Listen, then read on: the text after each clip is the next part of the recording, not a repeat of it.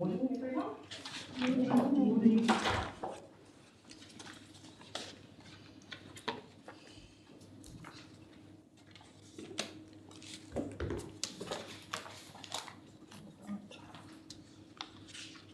So welcome everybody to our council meeting today. Quite a different look in the council chambers today, and there's a few absences, and we have to note that council confirms the attendance of Councillor Bonaventura, Councillor England, Councillor Green, Councillor Hassan and Councillor Mann at today's meeting by audio-visual link as allowed under section 254K of the Local Government Regulations 2012.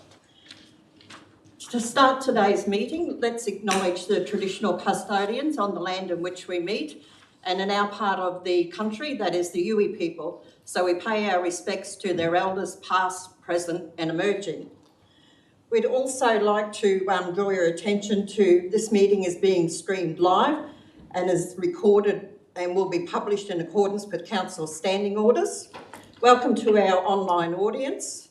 Note that the members of the public attending today, by attending this meeting, you are consenting to your image, voice being recorded and published. We are required to tell you that you may be subject to legal action if your actions or comments are deemed inappropriate or unacceptable. So let's declare the meeting open. We don't have a minister for today's meeting from Churches Together, so how about we just offer a blessing for today's meeting. So let us together seek a blessing on this meeting. Lord, help us to be strong, for our community depends on us. Help us to conduct ourselves in the spirit of truth and compassion. Guide our actions to deliver fair and reasonable outcomes. Bless our officers and staff and watch over the people of our region. Amen. There is no one absent on council business. We do have 2 leave of absence for today's meeting. So that leave of absence for Mayor Williamson be granted a leave of absence for today's meeting, and that Councillor Seymour be granted a leave of absence for today's meeting. Somebody like to move that? Councillor Townsend, second by Councillor Jones. Thank you very much for that. Any conflicts of interest for today? Oh, sorry, I skipped over the condolences. Are there any condolences for today's meeting? Otherwise, conflicts of interest for today's meeting. Let's move on then to item 7, which is the confirmation of the minutes for the 23rd of March 2022. Somebody like to move those minutes? Councillor Jones, seconded by Councillor Townsend. All those in favour? Nobody's against, that's carried. The business arising from the previous minutes is noted in our agenda there. All of those matters have been answered and questions answered and asked, so just do we move that? No, so that's just for noting. All right, let's move on then to at today's meeting we have a Merrell Minute, so I'll just present the Merrell Minute. Councillors were circulated a copy of the Merrell Minute, and if you just bear with me, we'll go through that. So, support for an increased allocation of Commonwealth-supported places for the JCU Medical School. So, a bit of background. James Cook University is seeking the support of local government in the Greater Whitsunday region for its bid to increase allocations of Commonwealth-supported places to enable the delivery of end-to-end medical training from years 1 to 6 in the region, not just in Townsville. The secondary aim is to build a substantial pipeline of willing domestic medical graduates who will pursue regional and rural careers. A minimum of 80 additional recurrent Commonwealth-supported places for JCU, Bachelor of Medicine and Bachelor of Surgery programs are sought. If successful, JCU aims to split the Commonwealth-supported places allocation across Cairns and Mackay, provided suitable infrastructure is available to support teaching across both sites. The Commonwealth supported places increase would not only facilitate end-to-end medical training in Mackay, but also provide opportunities for hospital embedded research and the expansion of a range of health professional courses currently available. So the motion reads that the Mackay Regional Council advises the Commonwealth Government of its support for James Cook University bid for an increased allocation of 80 Commonwealth supported places for the James Cook University Medical School to be shared between Cairns and Mackay campuses. So we don't need a seconder for a Merrell Minute, so I'll put the motion. All those in favour? No one's against? Motion is carried. Thank you very much for that. So let's then move on to the consideration of committee reports and recommendations. 10.1 is the minutes of the Visual Arts Advisory Committee meeting.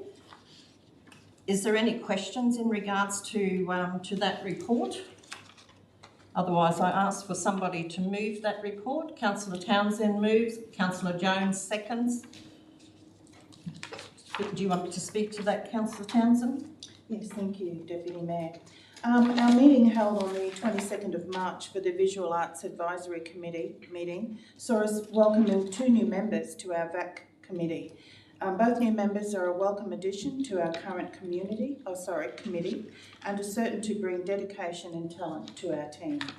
Artspace Mackay Director Tracy Heathwood provided us with Artspace 2022, a year in review, which provided us with an insight into a fantastic exhibition program coming to our space over the coming year.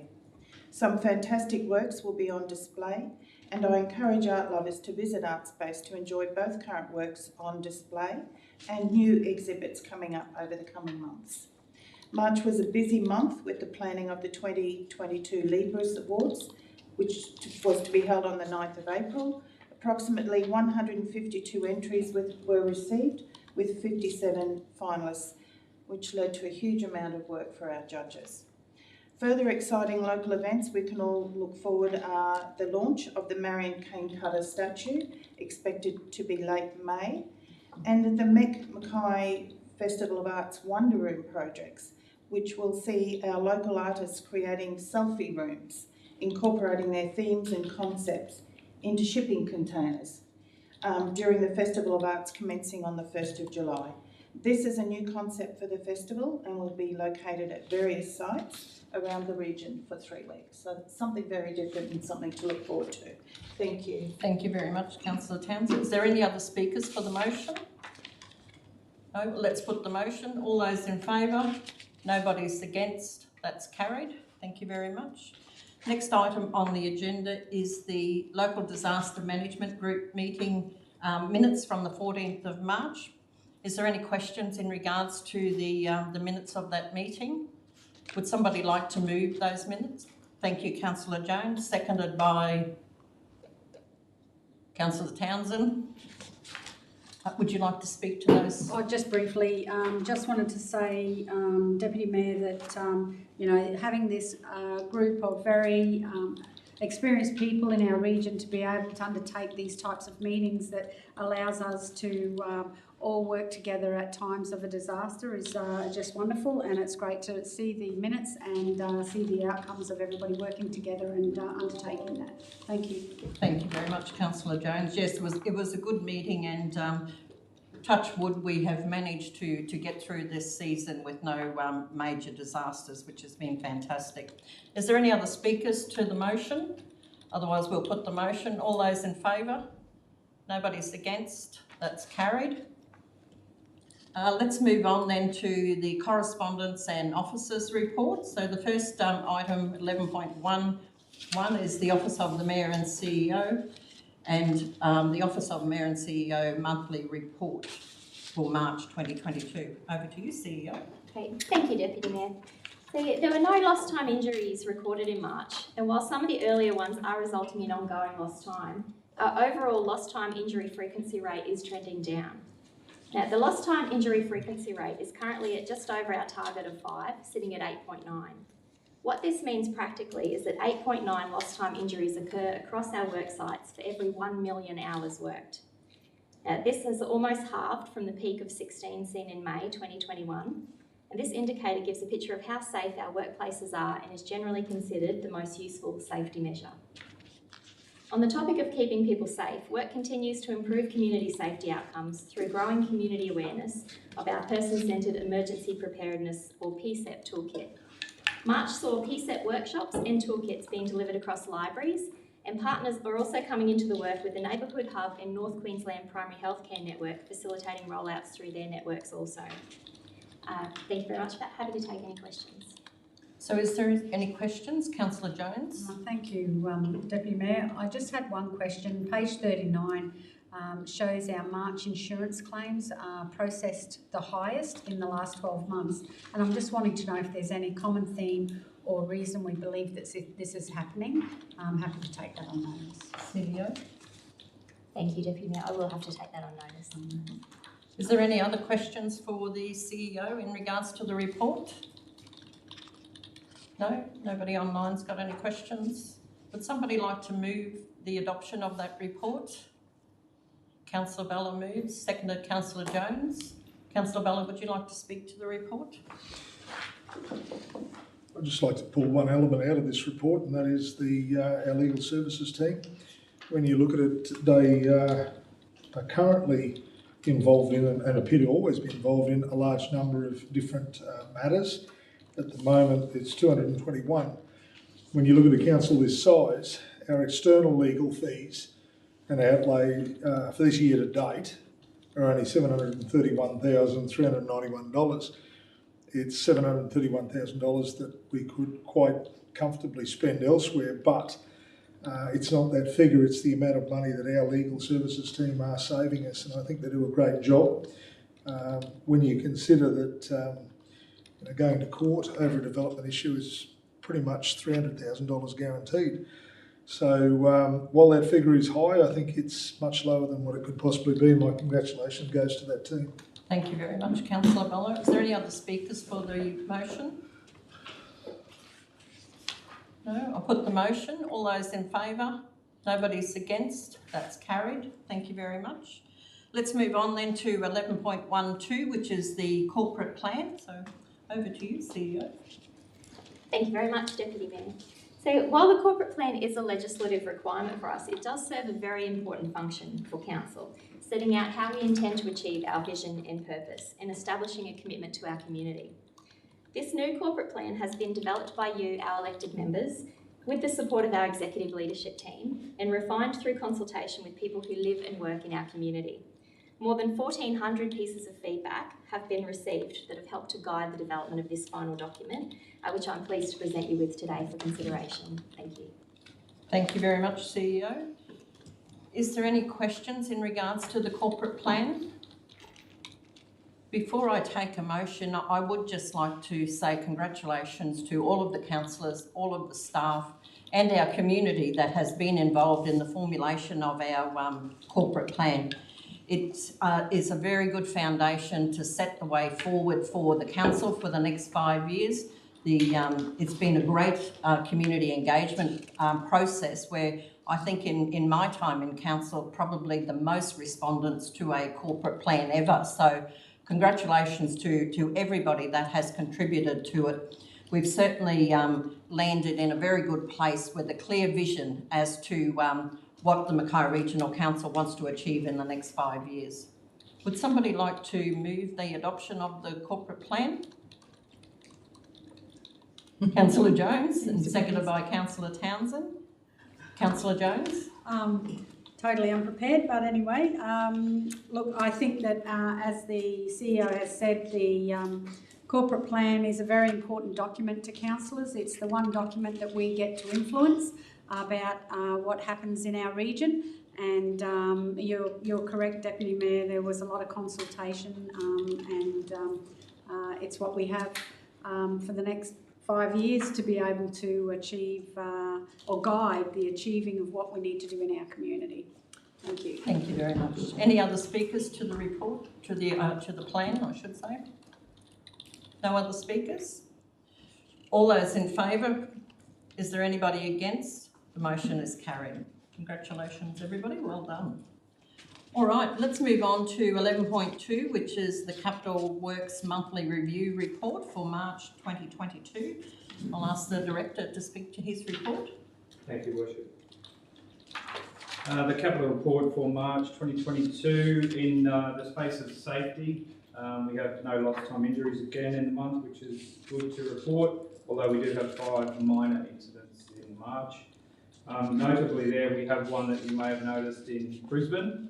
So our crews were in Brisbane for almost 2 weeks assisting that council with the clean-up after the floods and did a very good job, I might add. But while they were driving through one of the streets, hit an overhanging branch on one of the lanes, and the branch happened to hit a car that was following. So they assisted that lady and helped her with her claim to get a new windscreen, and that incident was reported. Just also, two of the incidents were around contractors, and again we're seeing a bit of a reduction in the timeliness of contractors reporting to us and through our system as per our requirements.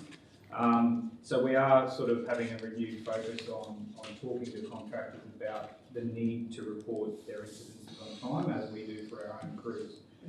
It's very important, and as I said, we've seen a bit of a reduction in that time frame just of late. On the project space, we've had 14 projects completed in the month. They're in the reference page there, 67, and also quite a few underway that will be expected to be completed in the coming months. In terms of the financial report, we've got 70.7 million spent to date, which is well below our original budget. At a target of 90% at this 3/4 stage in the year, we'd probably expect to be at around $83 million in spend if we were on track for that target, so clearly well below where we want to be. What I'm anticipating at this stage is a number that's probably around the 95 million in completion for the end of the year based on our current forecasts and the way we're tracking, which again would end up a little bit below our target of 90%. We've obviously been tracking a lot of projects throughout the year. We've got over 200 that are in construction for the year, and what we're seeing is a continued delay in the ability of our crews to be able to deliver those on time for a number of reasons, but also contractors who we rely on very heavily for probably about 75% of our work. I just thought I'd give a few of those, I suppose, facts and figures around our delays. Our field services teams are normally quite solid at predicting timeframes, and again, with staff numbers being reduced in some significantly critical roles in their space, they're at about 12 vacancies at the moment out of a 56-person crew, which is almost a quarter of their crew. So out of a $20 million program for the year, they're looking at delivering probably about 15. So that would add up, being at 75%, and again, just one of the things that they simply can't address. They can't get those roles filled. Every time they do fill a new role, someone else is leaving. And we're finding through talking to those leavers that they're going to the external market, they're going to contractors and the mining sector around the region. So it is a difficult time for us to manage those staff numbers. What that does is the projects that they were going to deliver gets pushed to the contracting market, and again, that market is quite skinny at the moment in terms of options for us. So yeah, that's a little bit of a difficult space that we're in. We've done some numbers on that, and what we're actually seeing is in the major projects and contract services space, which is where the majority of our contract work is delivered through. We also have some staff shortages there, which doesn't help, but of course we rely on the contractors mostly in delivering that work. What we're seeing is contracts coming in from a tender and we're not getting any responses, or we might just get one response. What we're also seeing quite often, and this has been ongoing for maybe 6 months now or more, tenders coming in with one price, but they're simply not suitable to do the work, or they might even pull out. So they obviously have other options for work in the region. So that's making it difficult because we're not just tendering once, we're tendering 2 and 3 times sometimes. The contractor's also signing up and then not being able to deliver on time. So basically getting a contract with us, but then because of their commitments in other spaces, really not starting for a few months. So what we're actually seeing is about 3/4 of our projects with some form of delay. So where we're tracking our master program across those 200 projects, we've got about 3/4 of them that have some delay or other involved in them. So, and then in plant and equipment, again, we're only at 36% delivery at this time and 3/4 of the way through the year. And we would normally be further ahead than this on a $14.5 to $15 million program. That will again contribute to that underspend throughout the financial year. And plant and equipment, we've heard from them quite a few times throughout the year. Unknown delivery from suppliers, inability of fabricators to be able to deliver truck bodies and trays and those other sorts of things. And just inability to get information out of some suppliers, particularly with any overseas delivered components. So yeah, that's just a few facts and figures that I suppose back up where our delays are sitting. What I can say is our staff are working very hard with our contractors, but and you know, there's only so much you can do with a contractor in terms of squeezing the contractual obligations. We're really just trying to work with contractors to deliver that program at the moment. So happy to take questions. Thank you very much, Director. Is there any questions for the Director? No, I think you've pretty much outlined a very difficult time in delivery of capital works, and it's something that, you know, is probably something we can't have no control over within our own services. So just congratulations to the team for, you know, working hard to try and rectify some of those problems. No questions. I'll ask for somebody to move the report. Councillor Mann moves. Is there a seconder to the report? Councillor Townsend, thank you. Over to you, Councillor Mann.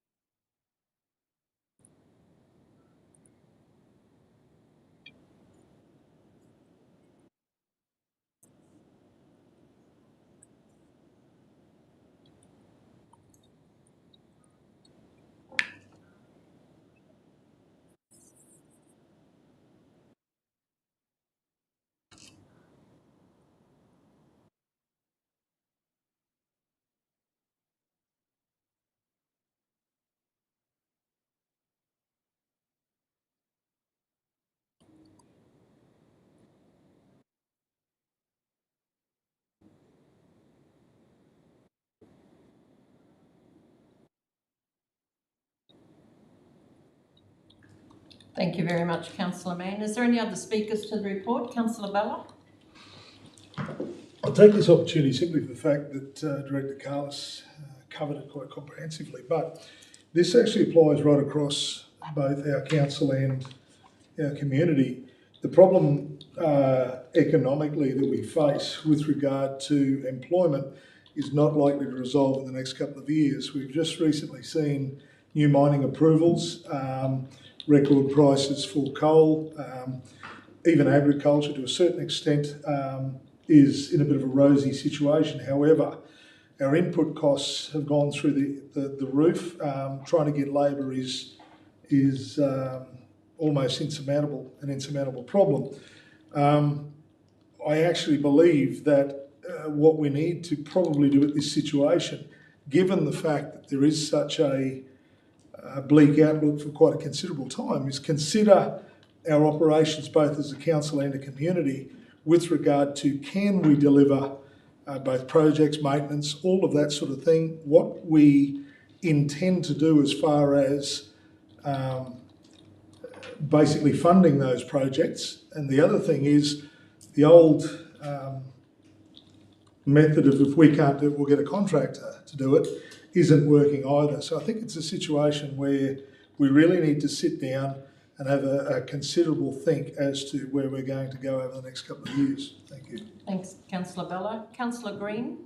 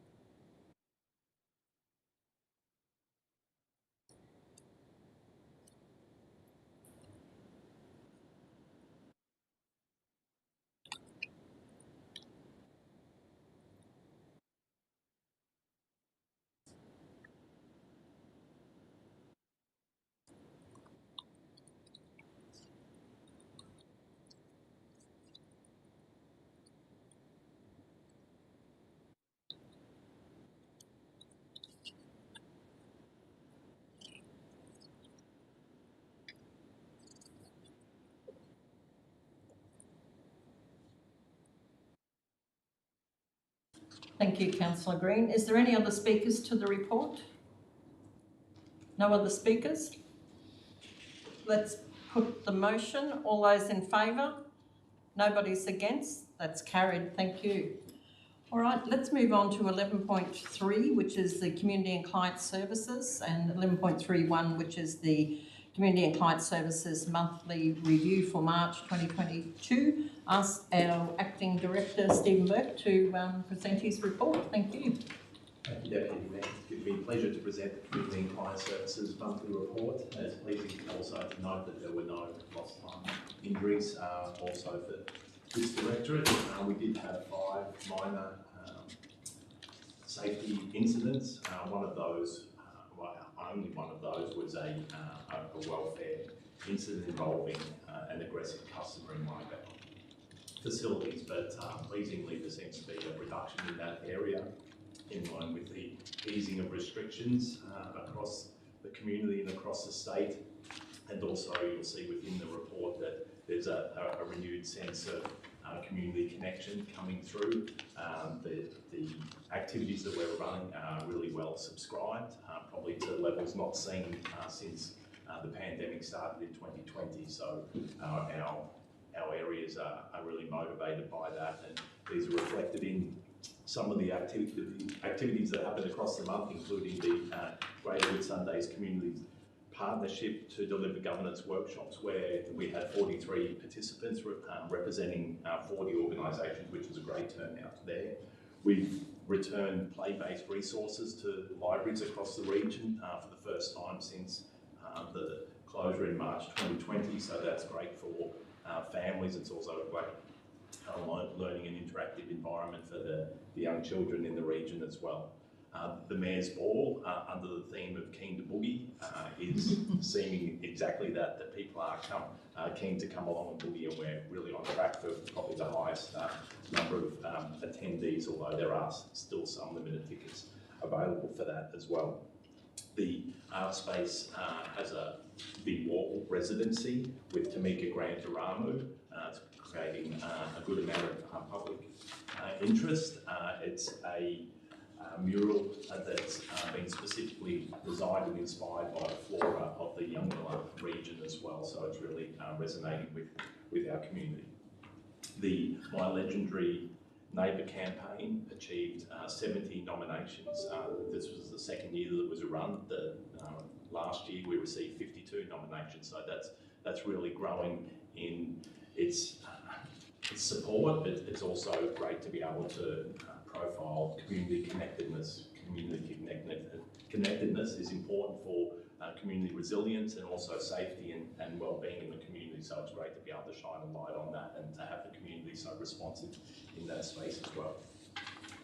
In March we had a couple of our funding programs assessed, the first one being community grants, where we acquitted $187,993 to community organisations across the community grants, small equipment, minor asset and minor infrastructure categories, as well as for the Regional Arts Development Fund, we gave out $64,344 in community grants for in different arts-based categories for young people, green arts, wellbeing, as well as projects.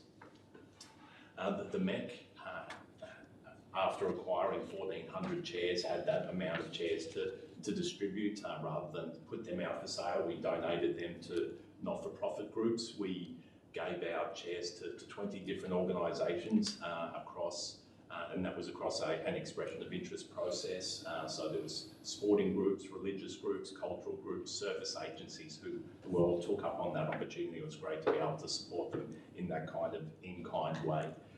Also, speaking of in-kind, our in-kind assistance program provided support of over $10,000 in the month of March as well, which is really a reflection of the number of community activities that are going on and the ways that we're able to provide support through the in-kind services that we're able to offer those organisations. From a health and regulatory services perspective, it's pleasing to report on the activity that we conducted at Armstrong Beach to rid that area of prickly pear by getting from the Whitsunday Landcare cochineal bug that attacks the cactus, and because of the success of that project, we're also looking at harvesting from there and then transporting to other sites that we're aware of that have a fairly abundant amount of prickly there as well. So that happy to take further questions. Thank you very much, Acting Director. Is there any questions? Councillor Jones? Thank you, Deputy Mayor. I just wanted to, I'm happy to take it on notice. I'm just trying to understand on page 136, the drop in views for YouTube. So like it's just gone bang down on the graph. So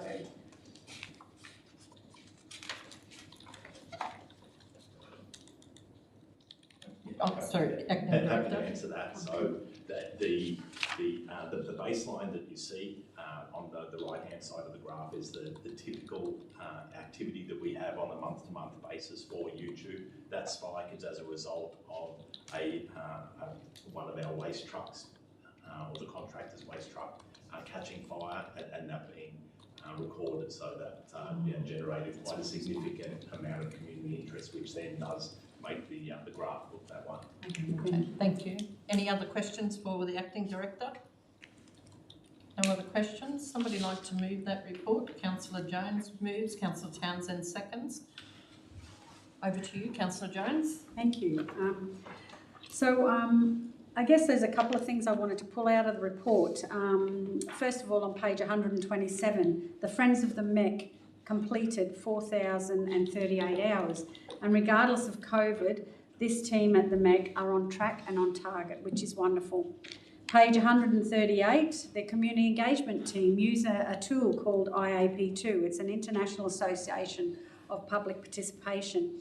And this tool is used to engage the community. You'll notice in the report that there's a slight change now in the reporting, and it shows the projects that we're engaging on and whether or not there's a project there that we want the community just to understand for their information, or more importantly, the actual projects that the council want to physically consult with the community for their feedback. So from mountain bikes, boat ramps, park upgrades, strategies, riverside revitalisation, to all the boring stuff like intersection upgrades and water supplies, they are all very, very necessary projects to engage on, and appreciate the slight change so that community are better informed.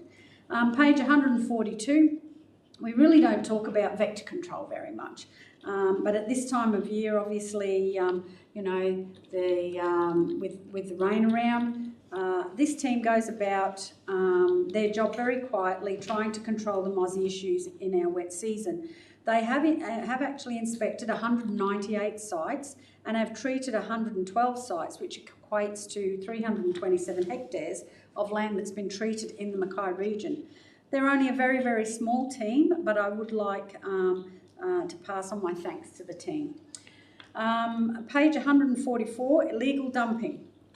Our rates pay the wages of our employees, and they do their job very well, but when we get a complaint come in, they then have to action that, because that's what they have to do as part of their job. But unfortunately, when you have the constant illegal dumping happening time and time again, our staff get diverted from the jobs that they are doing, and sometimes have to do extra hours to complete their tasks. So that means at the end of the day, the ratepayers of Mackay are paying for the extra wages, I suppose, to clean up the mess of others. I guess that's my message here. If you know of anybody that has been an offender dumping their waste, or you know of a hotspot, I ask the community on this live stream to let council know, so that we can start some surveillance and catch these people that not only disrespect our Mackay region, but disrespect the ratepayers of Mackay, who are ultimately the ones that have to pay for their illegal activities. Thank you. Thank you very much, Councillor Jones. Any other speakers to the report? Councillor Bella first, and then I'll go to Councillor Townsend. There are a number of points that I'd like to cover, some echoing some of the areas that Councillor Jones spoke about. Vector control, as I said in an earlier get-together with councillors, Japanese encephalitis is yet another disease to add to diseases that mosquitoes can spread. It's been detected down south in piggeries and in the wild population of feral pigs in the Northern Territory, so it won't be long before it's in our area. We probably need to let people know of the symptoms and what to watch out for.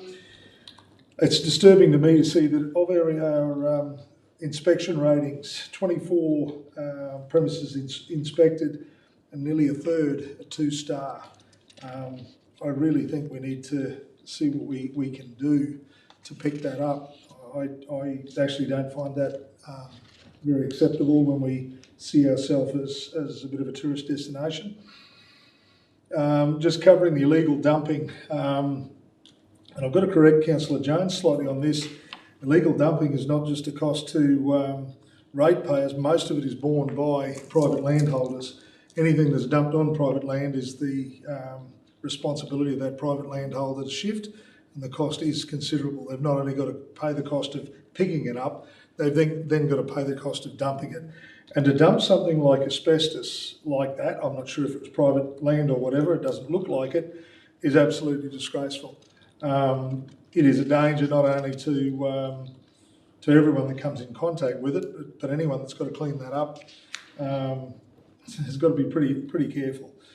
Kind of echoing what I spoke about previously with our pest control. One of the I bang on about rat's tail quite a lot, the liquid flupropionate, one of the major chemicals used to control that. They're now saying that it won't be available for up to 2 years. So I would like to know how it's going to impact our pest control measures right across the board, not just in that, but also we possibly should consider educating people that are trying to control different pests on what alternatives are that can be used. Once again, this is not something that's going to resolve itself in the short term. Thank you. Thank you, Councillor Bella. Councillor Townsend. Thank you, Deputy Mayor. March was a huge month and a lot of it's already been outlined, but I'd like to extend a thank you to our Director for a comprehensive report and the efforts of his team to provide great programs and entertainment for our residents. I really enjoyed the legendary Neighbour campaign, followed by that cup-up with the Neighbour morning.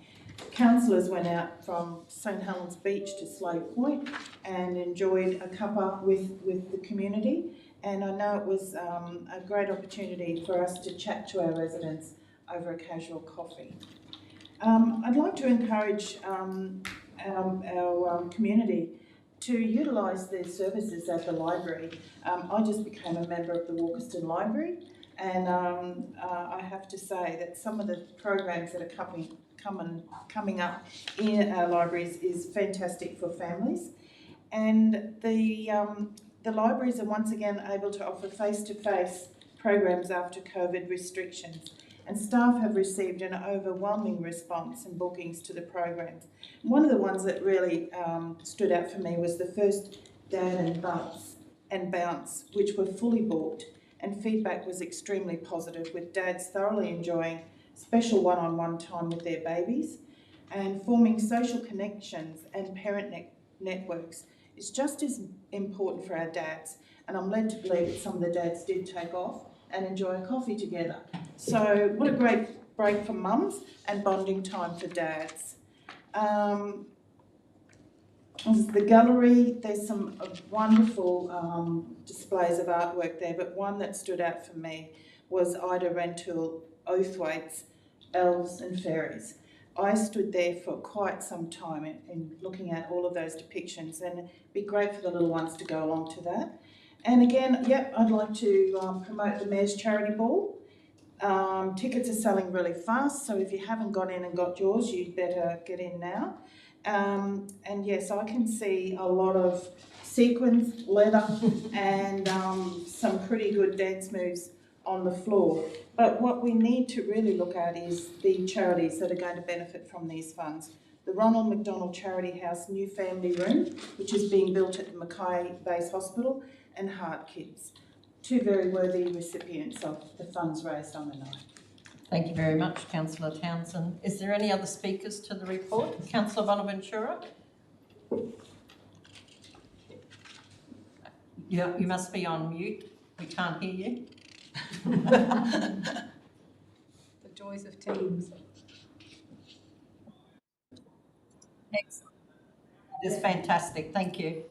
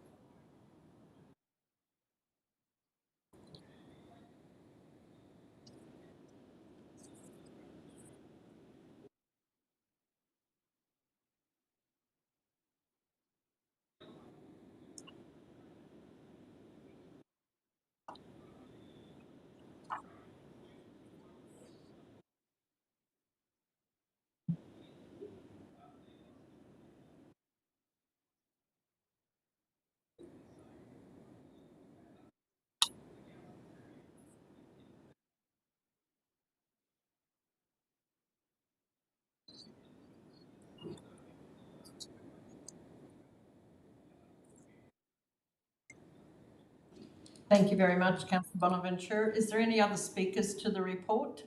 Councillor Mann, and then I'll go to Councillor Green. Oh, Councillor Mann's done the same.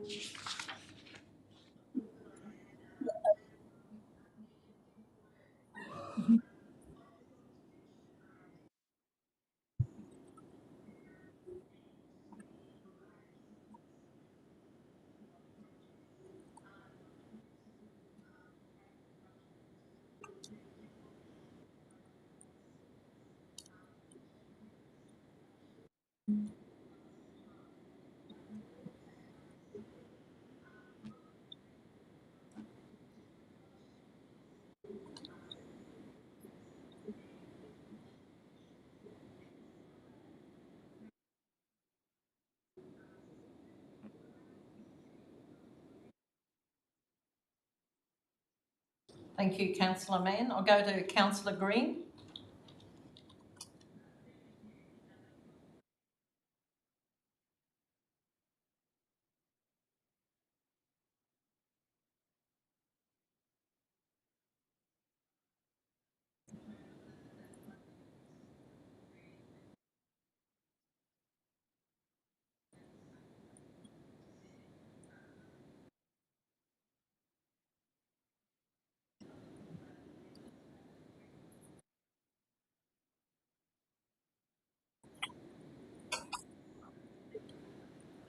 Thank you very much, Councillor Green. Is there any other speakers to the report?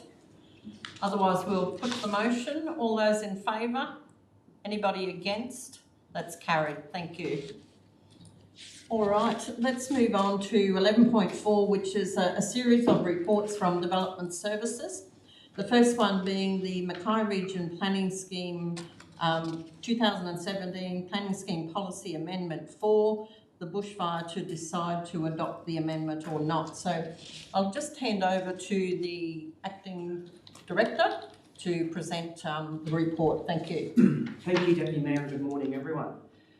This proposed amendment includes improvements to the planning scheme policy bushfire protection to better reflect the state planning policy and the state planning policy guidance material and the Queensland Fire and Emergency Services Bushfire Resilient Communities Guidelines. This item has been briefed prior to the councillors, however, if anyone has any questions, I'm more than happy to assist. Thank you. Is there any questions in regards to the report? We've had very comprehensive briefings and meetings regarding this, so I'll ask that somebody like to move. Councillor Jones moves, seconded by Councillor Mann. Councillor Jones. Thank you, Deputy Mayor. The planning scheme policy amendment number 4 in relation to bushfire, the purpose of this planning scheme policy is to set out the design guidelines for the design of bushfire protection measures to protect live property and environment for development within bushfire hazard areas. Public consultation was undertaken as outlined in the consultation and community section, and no submissions directly relevant to the policy were received. A consultation report was prepared which outlines all consultation activities and submissions in detail.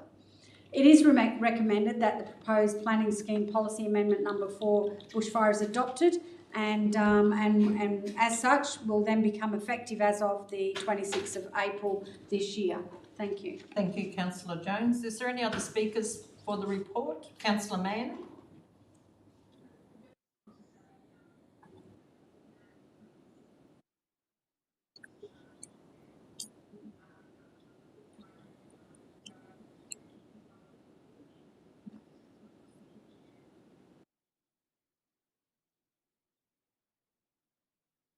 Thank you very much, Councillor Mann. Any other speakers for the motion? Otherwise, we'll put the motion. All those in favour?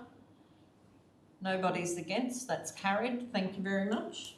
Let's move on to 11.42, which is another minor amendment, and this is to do with the flood hazard mapping to reflect the adopted drainage studies and the update to the overlay maps to reflect the latest state planning policy mapping. Over to you, Acting Director. Thank you, Deputy Mayor. This proposed amendment includes new and amended flood hazard mapping for West and North Mackay, Grove and Beaconsfield, as well as improvements to the Heritage and Neighbourhood Character Overlay, the Biodiversity Overlay, the Transport Noise Corridor Overlay mapping. There have been multiple briefings on this item. However, if anyone has any questions, I'm more than happy to help. Is there any questions for the Acting Director? Again, it's one of those things that we have been briefed on many times before it gets to this table. So would somebody like to move the adoption of that? Councillor Jones, thank you. Seconded by Councillor Townsend. Councillor Jones. Thank you, Deputy Mayor. Look, as we've said, the extensive consultation, it's just a formality. Flood hazard mapping is a necessity in our region, especially the fact that we live on a floodplain, and I'm happy to move the motion. Thank you. Is there any other speakers for the motion? No other speakers. I'll put the motion. All those in favour? Nobody is against. That's carried. Thank you very much. Next item on the agenda is the Major Amendment 2 and Administrative Amendment 8 and Administrative Amendment LGP Amendment 2. So let's get a word from our Acting Director. Thank you. Thank you, Deputy Mayor. This proposed amendment includes better integration with the state planning policy, improved drafting principles throughout, the facilitation of new development opportunities such as new and emerging industries, and corrections within our current zonings. There have been multiple briefings on this item. However, if there are any questions, I'm more than happy to assist. Is there any questions for our Acting Director? No questions? Thank you. Would somebody like to move the 11.43 for adoption? Nobody's moving it. Councillor Mann, thank you. Seconded by Councillor Bella. Would you like to speak to that, Councillor Mann?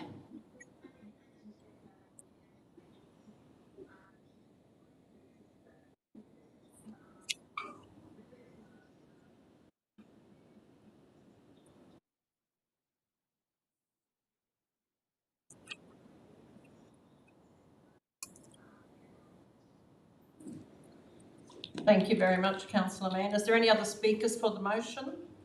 No other speakers. I'll put the motion. All those in favour? Nobody's against, that's carried. Thank you very much. Let's move on then to 11.45, which is, make sure I've got the right one, pardon? Sorry, 11.44, which is the Safe Night Precinct Safety Initiative Grant Report.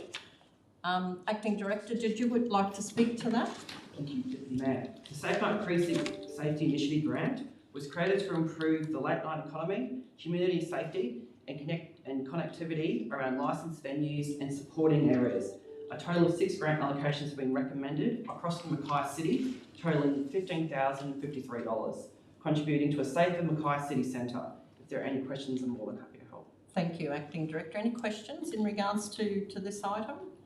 Somebody like to move that? Councillor Townsend moved, Councillor Jones seconds. Councillor Townsend? Thank you, Deputy Mayor. The Safe Night Precinct Safety Grant, it's a great initiative implemented by Mackay Council to keep our community safe and improve connectivity around licensed venues and surrounding areas. It's available for all the commercial businesses and incorporated bodies, and will be utilised to assist our businesses to create safer public environment within the Safe Night Precinct. We're all aware of the problematic behaviour that occurs within our city precinct, so any initiative that leads to a decrease in offensive behaviour, violence and discourages patrons from congregating on public streets late at night is very worthy of our support. This will also improve the quality and level of service for our local police on patrol and who are often called on to deal with these situations. Therefore, I recommend we approve the amount of $15,053 from the 6 applications received who have met the required criteria and aligns with the aims of the program. Thank you very much, Councillor Townsend. Any other speakers for the motion? No other speakers? We'll put the motion. All those in favour? Nobody's against? That's carried. Thank you very much. All right, let's move on then to 11.45, which is facilitating development in Mackay Region policy, and this is for an extension to an approval to Iluka Investments Proprietary Limited, Richmond Hills Estate, Stage 6 and 7. Over to you, Acting Director, to speak to that report. Thank you, Deputy Mayor. Approval was given to Iluka Investments, now Point Glen Development, on the 23rd of October 2019 for a 20% concession with up to a maximum of $230,000 for stages 6 and 7 of the Richmond Hills estate.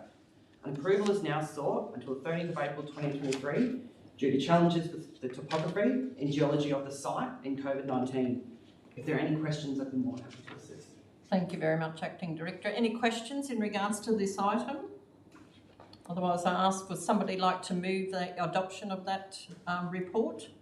Councillor Mann moves, seconded by Councillor Green. Councillor Mann, would you like to speak to that?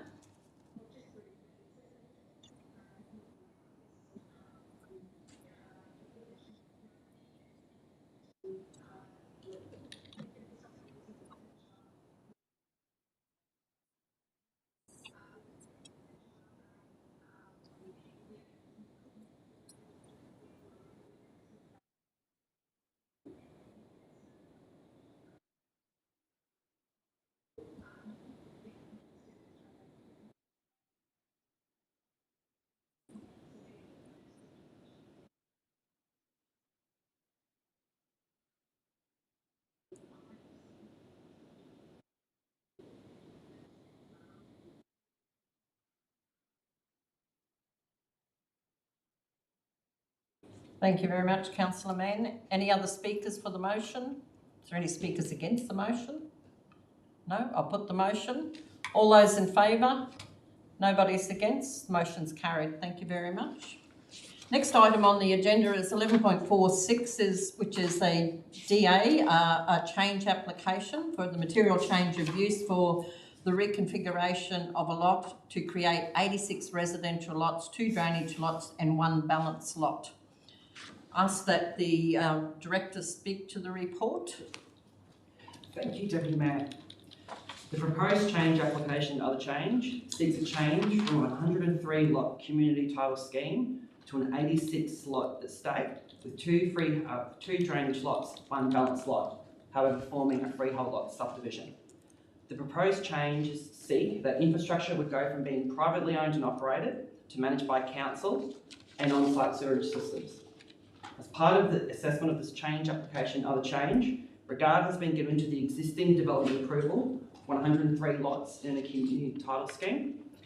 Consideration has also been given to the change reticulated water scheme and internal roads, which are proposed to be owned and operated by council, and the ability for such lots to be able to function effectively, considering the use of on-site sewage treatment plants and the required land application area. The proposed change application other change results in fewer, however larger lots of a size and dimensions suitable for the use of a dwelling house and ancillary outbuildings. Councillors have been briefed on this item, however I'm more than happy to answer any questions. Thank you very much, Acting Director. Is there questions? Councillor Bella. I would like to move that we lay this motion on the table.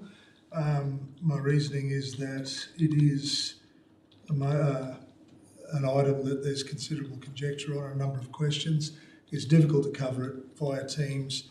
We do have the Mayor away, and I think that if we can move it until all if we can delay it until all councillors are in attendance, it would be more than adequately covered. Thank you very much, Councillor. Did you want to put a time frame on that, or just I to bring it think to the just next until the next meeting is quite okay. We should have everyone on deck. Failing that, we can reconsider it, I suppose. Thank you very much. Director, is there anything in regards to laying it on the table that would cause us concern? Through the Deputy Mayor, the decision is due as of the 20th of April. However, prior to the meeting, I had spoken to the applicant's consultant, and they had agreed verbally that an extension via agreement would be supported to ensure that sound decisions made by councillors. Thank you very much, Acting Director. So with that, I put the motion that this matter lay on the table until the next council meeting. Moved by Councillor Bella. I don't need a seconder. So put the motion. All those in favour? Nobody's against. Matter carried. Thank you very much. We'll lay it on the table and bring it back at the next meeting. All right, let's move on then to 11.47, which is the first of our vegetation vandalism reports, extremely significant case at Halliday Bay Road, Halliday Bay. Over to you, Acting Director, if you want to talk to that report. Thank you, Deputy Mayor. This report provides details of an extremely significant tree vegetation and vandalism incident at Halliday Bay. It provides information on the proposed actions in line with the current tree and/or vegetation vandalism policy. If there are any questions, I'd be more than happy to assist. Is there any questions for the Acting Director? Would somebody like to move that report? Councillor Townsend moved, Councillor Jones seconds. Councillor Townsend. Thank you, Deputy Mayor. Vandalism of tree and/or vegetation is the act of mindless and thoughtless individuals who obviously have no respect for their natural surroundings. It is a blight on our community, and it is disappointing to see measures taken by council have had little impact on some of the perpetrators. To see another extreme and significant case of vandalism at Halliday Bay Road, at Halliday Bay, which has a previous record on the 23rd of November 2021 and again on the 12th of January 2022, is hugely disappointing. Also disappointing is to learn that of the 15 revegetated trees replanted in September 2020 and the few planted in 2021 have been damaged, poisoned or missing. To the person or persons responsible for this senseless act, I say to you, it is only a matter of time before you are caught and will face the full strength of the law. I would encourage fellow residents who see anything, please record and report to council as a matter of urgency. This is a significant cost to our ratepayers and will mean another replanting of 3 healthy trees per tree vandalised. Therefore, I fully recommend the officer's recommendation. Thank you very much, Councillor Townsend. Any other speakers? Councillor Bella, and then I'll go to Councillor Jones. I've spoken before on this, and I think that the problem, I don't think people realise that these trees aren't just pretty or whatever, they actually serve a very important purpose. And I'd like to suggest that we as a council should consider, we've had great results with our approach to illegal dumping. And I'd like to suggest that we possibly should look at doing the same sort of thing with this sort of activity. I've said from the start of my first term that's not acceptable, and we need to start getting some results. To put it bluntly, someone needs to be made an example of. Thank you very much, Councillor Ballard. Councillor Jones? Thank you, Deputy Mayor. Any vandalism is a cost to ratepayers. Yes, people, for example, buy beachfront properties for a view, but those that kid themselves that they think that they own this view are misguided. This is public land for the community to enjoy, and I'm glad that we have a very strong driving force within council to protect the rights of others. Thank you. Thank you very much, Councillor Jones. Any other speakers for the motion? No other speakers. I'll put the motion. All those in favour? Nobody's against. The motion's carried. Thank you. Let's move on then to 11.48, which is vegetation vandalism again, extremely significant case, and this time O'Brien's Esplanade, Shoal Point. Acting Director, did you want to speak to the report? Thank you, Deputy Mayor. This report provides details of the extremely significant tree and vegetation vandalism incident at Shoal Point. It provides information on proposed actions in line with the revised tree and or vegetation vandalism policy. If there are any questions, I'd be more than happy to assist. Questions for the Acting Director? No? Would somebody like to move? Councillor Townsend moves. Seconded by Councillor Jones. Thank you. Councillor Townsend. Thank you, Deputy Mayor. Again, it is hugely disappointing to see the foreshore damage in front of O'Brien Esplanade at Shoal Point. This is going to require replanting it at a density again of 3-for-1 plants, which means approximately 60 plants are going to be planted to replace those ones. Previous damage reported in 2018 saw 20 trees being cut down with a saw and possible poisoning of other trees. Unfortunately, phone calls made to surrounding property owners on the 14th and 15th of March did not reveal any evidence. I do call out to people in that area, they must have some idea, or if you see anything, please report it. This is a disgraceful act of vandalism, and I fully support the recommendation. I'd also like to maybe suggest that we would encourage the perpetrator to help with the replanting of the trees. Thank you very much, Councillor Townsend. Is there any other speakers for the motion? No other speakers? Let's put the motion. All those in favour? Nobody's against. That's carried. Thank you very much for that. Moving on to item 12, receipt of petitions, which there is none today. Tenders, there is none today. Notified motions, consideration of notified motions, there is none today. Public participation, we do have two people in the public gallery. Michael Jewell is there observing, and Clinton Begg is wanting to participate in the public participation. Clinton, welcome to our meeting.